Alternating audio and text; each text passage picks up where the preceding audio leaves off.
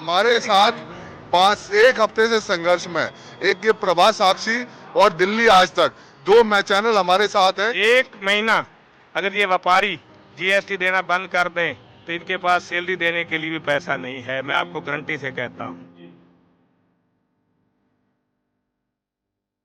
लेकिन हमारी एक उम्मीद ये है कि हम सुप्रीम कोर्ट को हाथ जोड़ते हैं, निवेदन करते हैं कि मार्केट को हाथ जोड़ रहे हैं हम। हमें एक विश्वास है, पूर्ण विश्वास है, हमारी आत्मा कह रही है कि 2 अप्रैल को जो डेट आएगी सुप्रीम कोर्ट हमें जरूर न्याय देगी।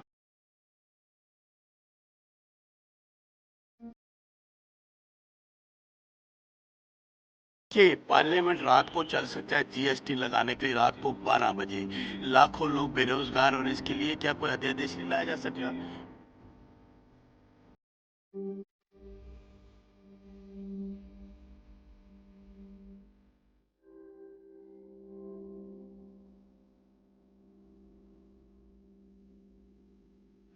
नमस्कार, इस समय हम हैं दिल्ली के अमर कॉलोनी बाजार में। अमर कॉलोनी वो जगह है जहां पर सर्वाधिक दुकानें सीलिंग हुई है, जिनमें अमर हमारे साथ हैं। मेरा नाम केंद्र प्रकाश शर्मा है, मैं लाजपत नगर 4 आरडब्ल्यू का प्रेसिडेंट हूँ और मेरी अपनी शॉप भी है इस मार्केट में। हम पहले ये जानना चाहते हैं कि अमर कॉलोनी में कितनी दुकानें सील हुई हैं। सर, अमर कॉलोनी में करीब 456 दुकानें सील हुई हैं। शायद विश्व का पहला रिकॉर्ड होगा जो एक दिन में इतनी दुकानें सील हुई हैं। जी जी जी। तो लेकिन अगर ये सीलिंग हुई है, जब जो गाइडलाइंस बनी हुई है कि जो रिहायशी इलाके हैं उसमें दुकानें नहीं होंगी, तो मुद्दा तो ये है। सर, 2006 में केंद्र सरकार ने एक मास्टर प्लान बनाया था, उसमें उन्होंने आरडब्ल्यू से भी एनओसी लिया था कि अगर इसको कमर्शियल करते हैं तो आपको कोई एतराज ना हो। उसमें हमारी आरडब्ल्यू से एनओसी गया था वहाँ पे। अच्छा। उसके बाद ये रोड जहाँ पर हम लोग खड़े हैं, हाँ। ये कमर्शियल रोड है, जिसका कमर्शियल बिजली का मीटर लगा है, कमर्शियल पानी का कनेक्शन है, कमर्शियल हाउस टैक्स जा रहा है और कन्वर्जन चार्ज जमा हो रहा है। ये 2006 से आज तक कमर्शियल रेट से हर टैक्स ले रहे हैं हमसे। आज ये अनऑथराइज कैसे हो गई, ये सवाल मेरा गवर्नमेंट एजेंसी से है। मतलब आपका कहना है कि ये बता रहे हैं कि यहाँ पे जो कमर्शियल यूज की ये जगह है, इसके बारे में सारा टैक्स वैक्स दिया जा रहा है, उसके बावजूद इनको सीलिंग की गई है। तो आपने क्या डी सीलिंग के लिए आप लोगों ने अप्लाई किया है? मैं आपको एक बात बता दूं, ये जो नोटिफिकेशन था सीलिंग का, ये दिसंबर में खत्म हो रहा था, जो गवर्नमेंट ने नोटिफाई किया था, नोटिफिकेशन निकाला था। दिसंबर के लास्ट वीक से सीलिंग शुरू हो गई। उसके बाद हम लोग कॉर्पोरेशन में गए, उनसे पूछा ये कैसे होगा। उन्होंने बोला आप अपना कन्वर्जन चार्ज जमा कराइए, आपकी दुकान को कोई प्रॉब्लम नहीं आएगी। ये 21 फरवरी को मैंने 30,000 रुपए जमा कराए। मतलब दिसंबर से सीलिंग हो रही है और 21 फरवरी 2018 को कन्वर्जन चार्ज जमा कराया। उसके बाद भी दुकान सील हो गई। मैं कॉर्पोरेशन से पूछना चाहता हूँ, डबल स्टैंडर्ड क्यों हो रहा है? क्या मतलब है इसका?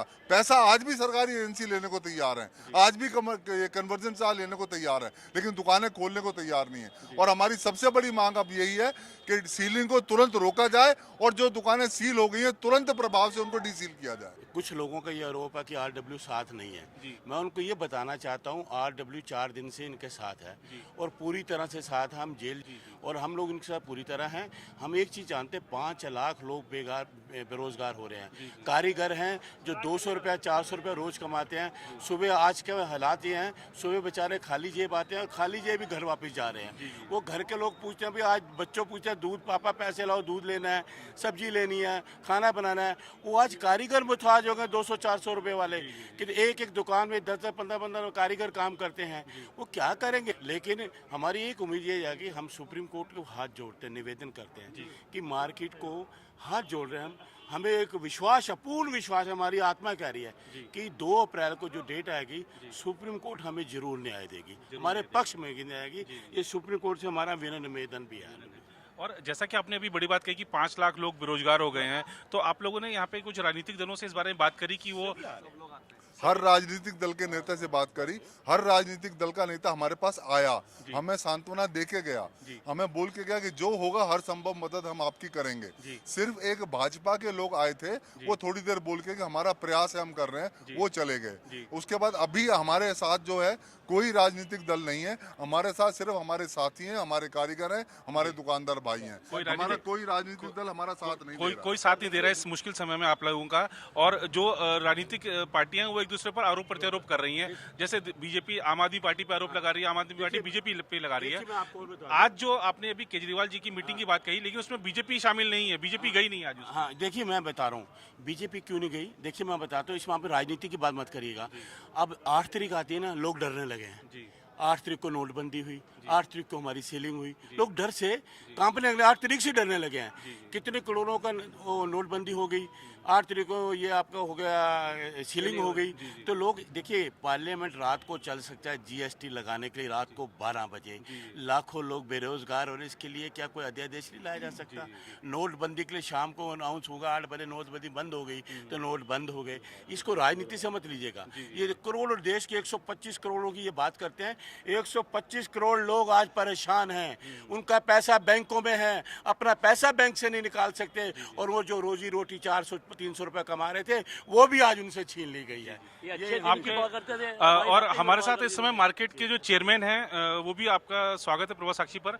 अभी जैसा आपने कहा, जो वाइस प्रेसिडेंट हैं आरडब्ल्यू के, उन्होंने बताया कि अध्यादेश लाए सरकार, लेकिन सरकार कह दी कि अध्यादेश से काम नहीं चलेगा, और जो सुप्रीम कोर्ट में एक अमेंडमेंट एफिडेविट दाखिल किया गया उसी से कुछ हल निकलेगा।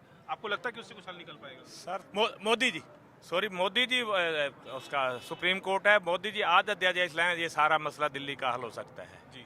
अगर नहीं होगा तो आपको पता है कि कितना प्रॉब्लम आएगी। दिल्ली के पास व्यापार के अलावा है क्या, ये बताइए, क्या और क्या बिजनेस है इनके पास? जी 5,000 करोड़ रुपया एक महीने का जीएसटी वैट ये आता है व्यापारियों से, जिसमें 2,500 सेंट्रल गवर्नमेंट का, 2,500 दिल्ली सरकार का है। एक महीना अगर ये व्यापारी जीएसटी देना बंद कर दें तो इनके पास सैलरी देने के लिए भी पैसा नहीं है। मैं आपको गारंटी से कहता हूँ। ये हमें सिर्फ परेशान किया जा रहा है और कुछ नहीं है, सिर्फ एक नीचा दिखाया जा रहा है। यहाँ आप इस रोड पे खड़े हैं, ये मास्टर प्लान में नोटिफिकेशन कमर्शियल है, आप मास्टर प्लान पढ़िए।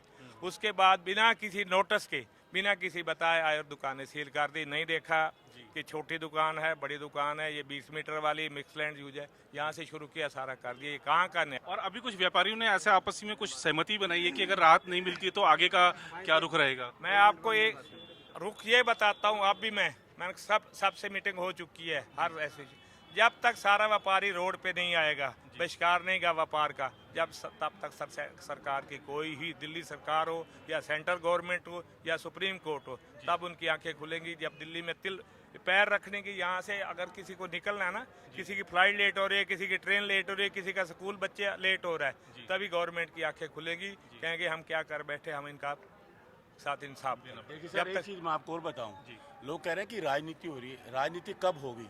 अगर ये सीलिंग राजनीति इलेक्शन से पहले हुई तो राजनीति वो है कि अगर इलेक्शन से पहले जो खोलेंगे दुकानें तो सीधा साधा आरोप है कि जो सरकार है वो राजनीति में थे। सारा हम दोष उसी को देंगे अगर राजनीति वोट से पहले अगर दुकानें चुनाव से पहले। तो अगर सच है तो दुकानें ताले खोल दो। एक ही मांग हमारी, ताले खोल दो। कारीगर अपना काम करें, अपने घर का जाएं, बच्चों का पेट पालें। रोटी हमने आज खानी है। कोई कहता है मैं इस दिन भूख हड़ताल करेंगे, इस दिन। हमें इन घोषणाओं से कुछ लेना देना नहीं। हमें एक मांग है, ताले खोल दो बाबा, ताले खोल दो। तो आपने देखा कि व्यापारियों की मांग है कि ताले खोल दो सरकार, और इन सभी को उम्मीद है कि 2 अप्रैल को जो होने वाली सुनवाई है उससे इनको जरूर राहत मिलेगी। तो ऐसे ही ताज़ा अपडेट्स के लिए आप देखते रहिए प्रभासाक्षी.com।